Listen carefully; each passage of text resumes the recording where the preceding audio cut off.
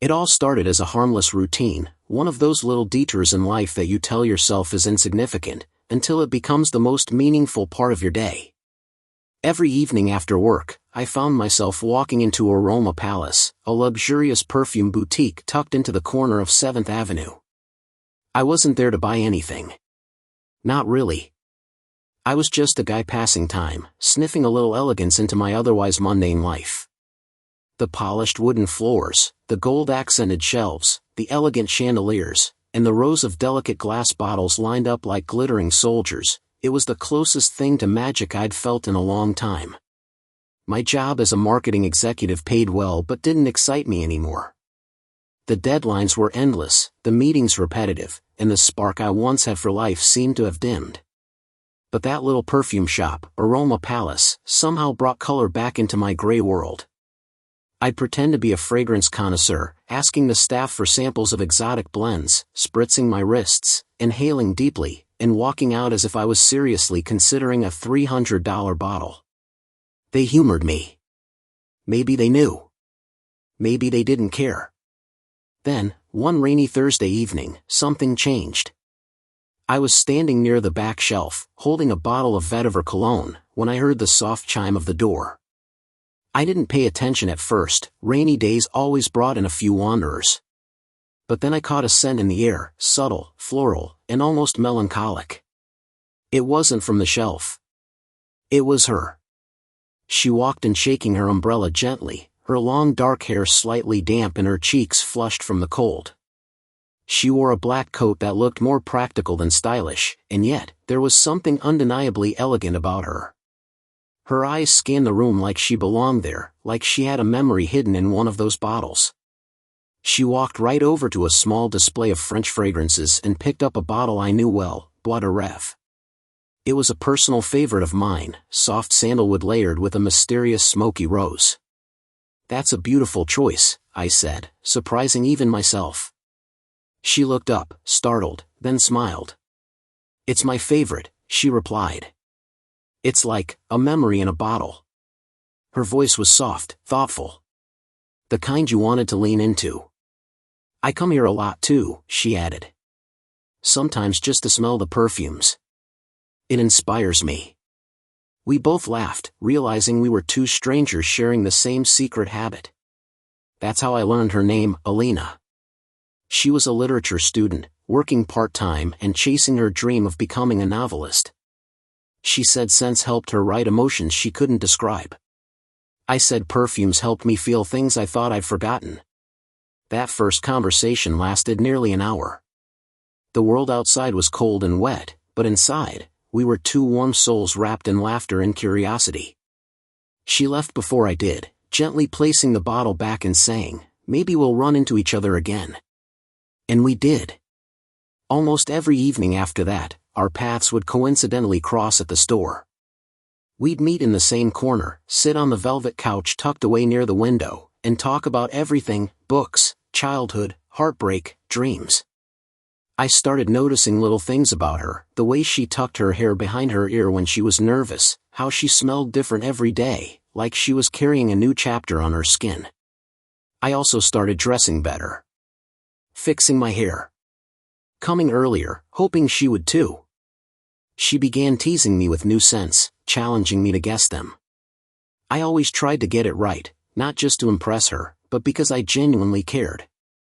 Our bond grew silently, steadily, like the slow unfolding of a rose at dawn. There was no dramatic confession, no romantic music in the background. Just two people falling into rhythm, one scent at a time. Then, one day, she didn't show up. I waited by the usual display, then near the French corner, then on the couch where we used to talk. No Alina. I assumed maybe she was busy. The next day, I returned. Still, nothing. And the day after that. And the one after that. I couldn't explain the hollow ache that began to build in my chest. Her favorite scent, Bois de Rêve, still lingered faintly in the air, or maybe it was just in my memory. I wasn't even sure anymore. A whole week passed.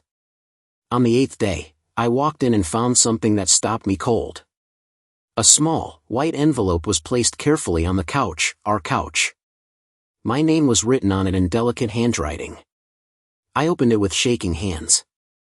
I had to leave. But our story isn't over. Meet me here next Thursday. We're the scent of the first day we met. I read it again and again, as if the words might change. But they didn't. She was gone, but she wasn't saying goodbye. I looked at the bottle I had held on the day we met, vetiver cologne.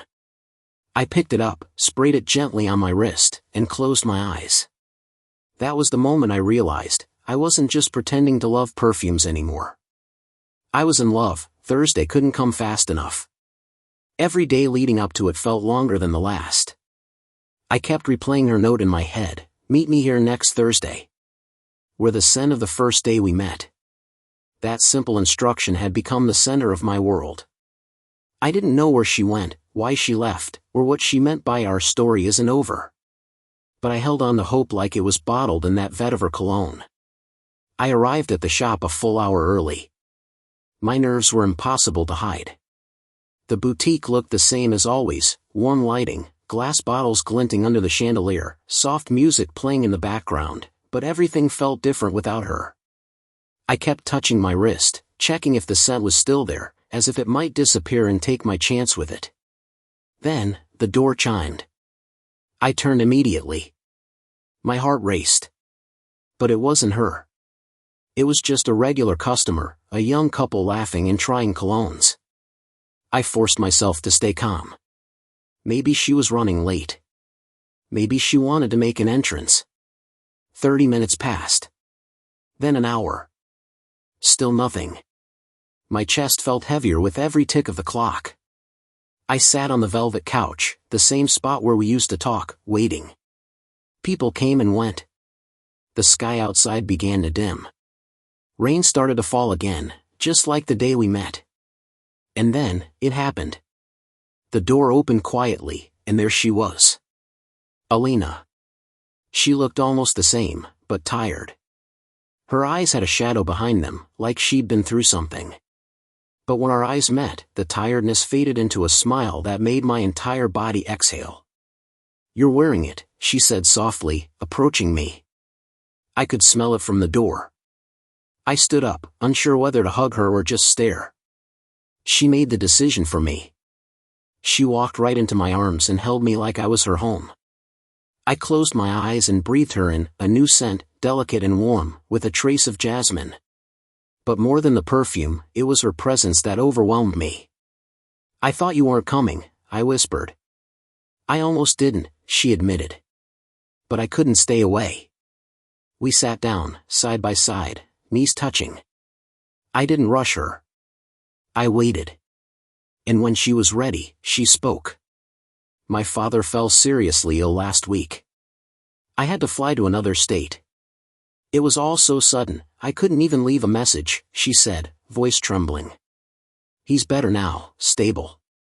But it reminded me how fragile life is. How quickly things can change. I reached out and held her hand. You didn't owe me an explanation, Alina. I was just scared I'd lost you before we even began. She looked at me with those deep, thoughtful eyes. But we have begun, haven't we? I smiled. We began the moment you wore Bois de Rêve. She laughed, a light, musical laugh that filled the room. You remember the name? I remember everything. From that moment, everything felt easy again. We spent hours in the boutique, talking, laughing, and occasionally trying new perfumes, just like old times. The staff smiled at us now, like they knew we weren't just two strangers anymore. As we stepped out into the rainy night together, I asked, "Are you cold?" She shook her head. "I'm okay. I like the rain. It feels honest." We walked side by side through the dimly lit streets. Our conversation drifted from sense to life and back again. She told me about her novel, the one she'd started writing, inspired by her late grandmother's love story. I told her how I'd recently started considering a change in career, something more creative, something more me. You should do it, she said. Sometimes, chasing beauty is enough reason. The next few weeks passed like a dream. We met every other day, not just in the perfume shop but in bookstores, coffee shops, parks. Every memory had a scent attached. On our first official date, she wore vanilla and bergamot. On the day we visited the art gallery, she wore musk with a hint of citrus. It became a game for us, guess the scent, guess the mood. One evening, as we sat on her apartment balcony overlooking the city, I turned to her and said, "You know, I never liked perfumes before I met you. I thought they were just smells." She grinned, leaning her head on my shoulder. "And now? Now they're stories. And every scent reminds me of a moment with you." She looked up at me, eyes shining.